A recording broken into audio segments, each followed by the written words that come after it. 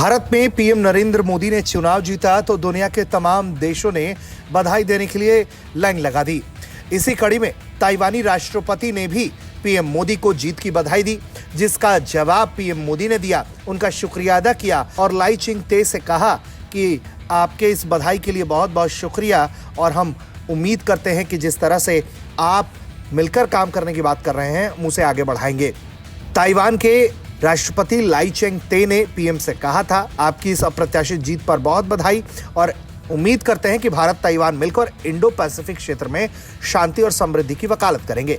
इसी पर पीएम मोदी का जवाब आता है और उसके बाद से चीन बुरी तरह से बौखला जाता है।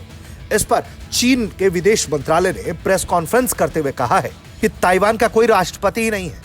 हमने उनके बयान पर आपत्ति दर्ज करा दी है। चीन अपने उन राजनयिक साझेदारों को हमेशा विरोध करता रहा है जो ताइवान के साथ बातचीत पर जोर देते हैं। उन्होंने कहा है कि दुनिया में सिर्फ चीन है और ताइवान चीन का ही एक हिस्सा है। भारत को ताइवान के अधिकारियों का विरोध करना चाहिए।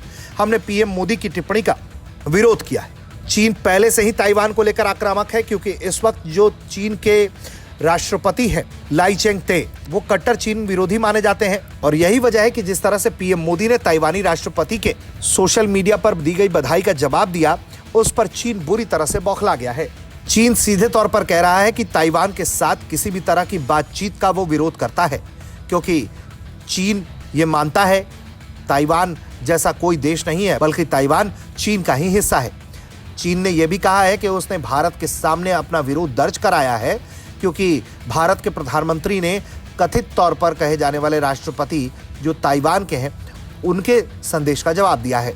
हालांकि जिस तरह से भारत और चीन में तनाव बढ़ता जा रहा है, उसे देखते हुए यह माना जा रहा है कि आने वाले दिनों में वन चाइना पॉलिसी को लगातार चुनौती का सामना करना पड़ रहा है और यही वजह है कि भारत के प्रधानमंत्री ने भी वक्त देखकर सही मौके पर चौका लगाया है और ताइवानी राष्ट्रपति के संदेश पर अपना जवाब दे दिया। इससे चीन बुरी तरह से बौखलाया हुआ है।